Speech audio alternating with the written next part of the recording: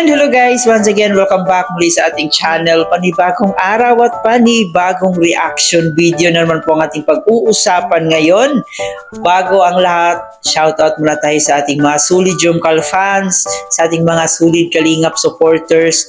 Maraming salamat sa walang sawang pagsuporta dito sa ating channel. Maraming salamat sa walang sawang pagsuporta dito sa ating Team Kalingap, especially dito sa Jomcar.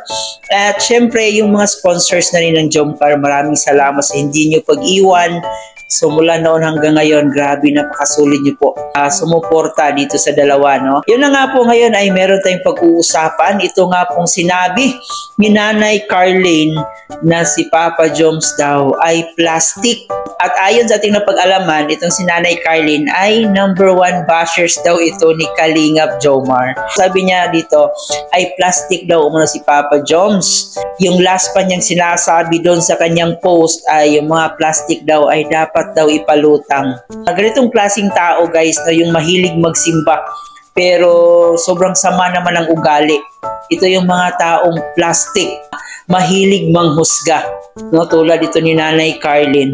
At isa pa guys, na sinabi niya dito sa kanyang post na maghahanap daw siya ng isang lalaki para kay Carla, na ituturing daw si Carla na parang prinsesa, katulad sa kanyang asawa na tinuturing daw siyang isang prinsesa. Sana all. Okay, kung tinuturing kang isang prinsesa, huwag ka nang makialam sa ibang tao. Iba kasi iba-iba yung ugali ng tao eh. Iba-iba yung pagpapakita ng pagmamahal ng ibang tao. Hindi pare-pareho.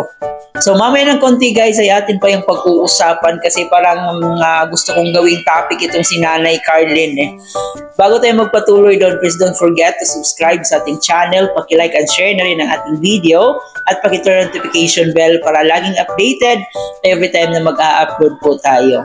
At ang ating suportahan ng ating ama ng Kalingap na si Kuya Bal Santos Matubang at no vlog in Kalingap Rab. Suportahan din po natin ang mga Keyboys Kalingap partners, mga charity vloggers sa Pilipinas na tumutulong sa ating mga kababayang mahihirap. Huwag nating kalimutan. Siyempre, yung mga kasamahan nating Kalingap reactors, palagi nating suportahan. Lahat po ng mga legit Kalingap reactors na gumagawa po ng content, tumutulong dito sa Kalingap, atin pong suportahan din sila. So sa ngayon guys, para hindi tayo magalit ng sobra, para hindi tayo ma-stress ng sobra, ito guys, panoorin nyo muna to. Baka ito yung tinutukoy niyang sing-sing na hindi sinuot daw ni Papa Joms. Panoorin na natin tong sweetness overload ng Jomcar para mawala yung stress natin dito kay Nanay Carlene.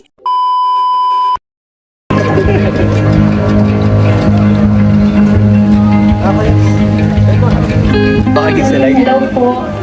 Good evening po sa ating lahat. Siyempre gusto ko muna po mag-thank you sa mga titas na naandito sa evening po para maging masaya itong celebration ng birthday ni Kalingap Jomar. Kalingap Jomar. Tapos yun, happy birthday. And Christian message ko lang. Para di ka mag-iingat sa lahat ng mission mo. Yun, sana bigyan ka ni Lord parati ng good health. Ilang ba rin ako? Yun, gusto ko din mag-thank you sa love, support, effort, patience, and understanding na binibigay mo parati. Then syempre, sa pagpapalakas ng loob ko. Then, yun,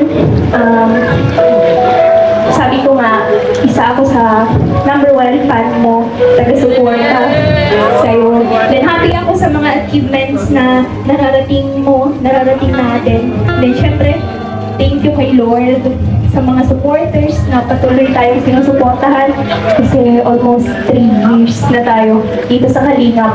Then yung blessings is nag-uumapaw pa rin parati. And syempre kay Kuya Rab, parati thank you Kuya. Love and support sa Jomcar po. Then yun lang, eto po. Wow! Alian!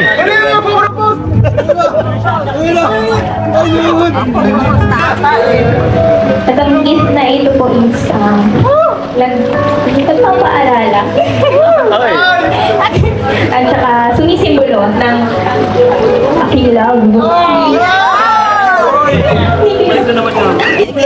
Yan lang. Then, sana parating mo itong suot. Yan lang. Oh.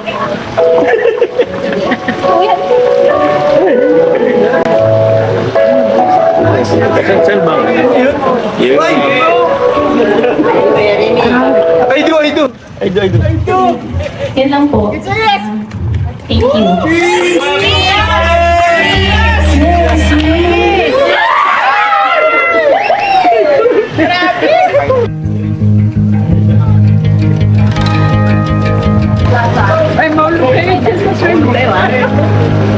Okay po, ito po may ano po silang anti-glamis po. Meron po silang gift po para sa akin na Damascus chain.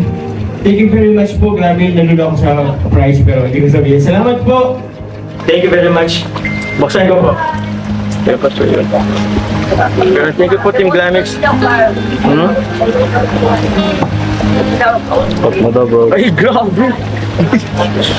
Grabe, ganda! Thank you po Team Glamix. Sa dala po ni Carla. Thank you, Abel.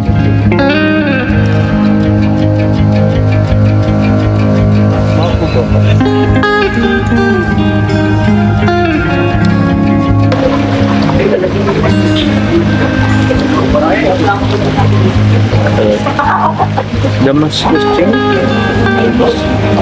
Damascus chain. Yun po, salamat po kay Team Glamix, salamat po. And syempre, hindi lang po si Carla magbibigay, may bibigay rin ako. Yun o. Ito po ay, syempre, couple. Jess, si Carla. Ako. Yun nga po, meron po tayong ano. Yun, ito naman po for Carla.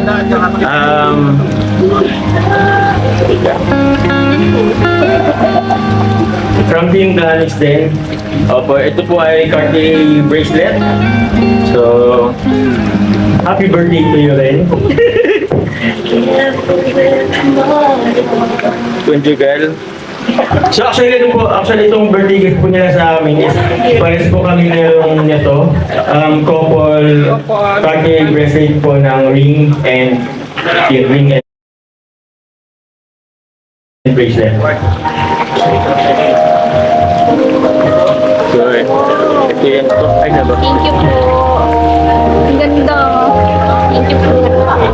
Thank Sa you. likod ng ngiti, may kwento ng buhay.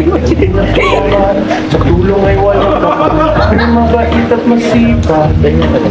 Hirap ay kasama. Pusong mahabagin. Sa pamilya ay nag-aalaga. Sa mga kaibigan, siya'y tapat at tunay. Handang tumulong biglang buhay.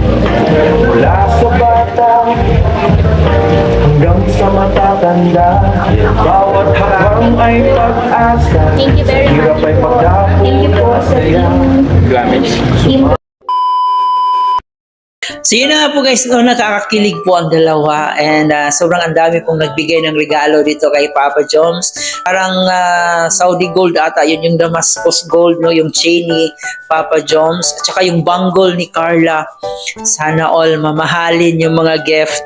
So sobrang blessed po talaga ng ating Jomcar. Pero nga lang, sa dami-daming natanggap ng Jomcar, sa dami-daming blessings na dumating dito sa Jomcar, may isang nanay Carlin na nag-exist na sobrang galit na galit siya dito kay Papa Joms.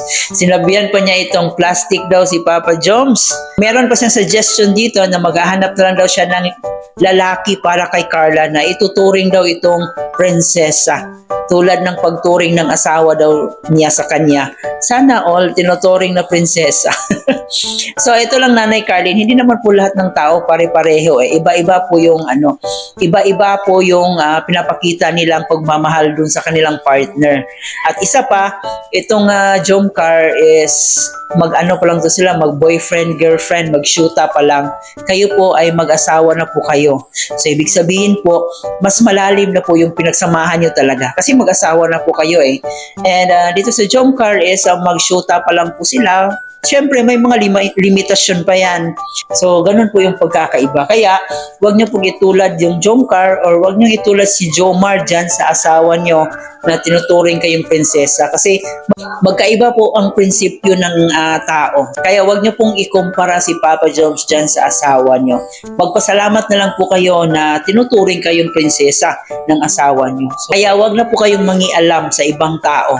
Kasi tulad po ng sinabi natin, iba-iba po ng level yung pagpapakita ng pagpapahalaga sa isang tao. So, para sa akin, hindi na po kailangan yun na palagi mong ibalanda kung ano yung binigay sa iyo ng mahal mo. Ang importante is dyan sa puso mo. No, nararamdaman mo na mahal ka ng isang tao.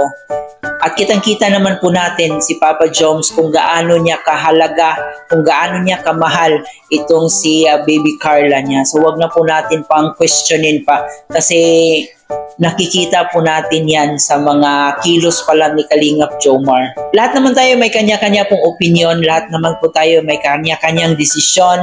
Kaya wag na po sana natin panghusgahan yung ibang tao. Huwag na po natin husgahan kung paano ipinapakita ni Kalingap Jomar yung pagmamahal niya. Nasa kanila na po yun. Wala na po tayong pakialam doon. Ang importante is masaya po tayo sa nangyari dito sa Jomcar ngayon. So yan lang muna guys ang ating reaction video. I hope nag-enjoy kayo at meron kayong natutunan sa ating reaction of the day. Huwag kalimutan mag-like and share and of course paki-subscribe na rin ang ating channel. Ito po yung host na si Chloe TV. Marami pong salamat.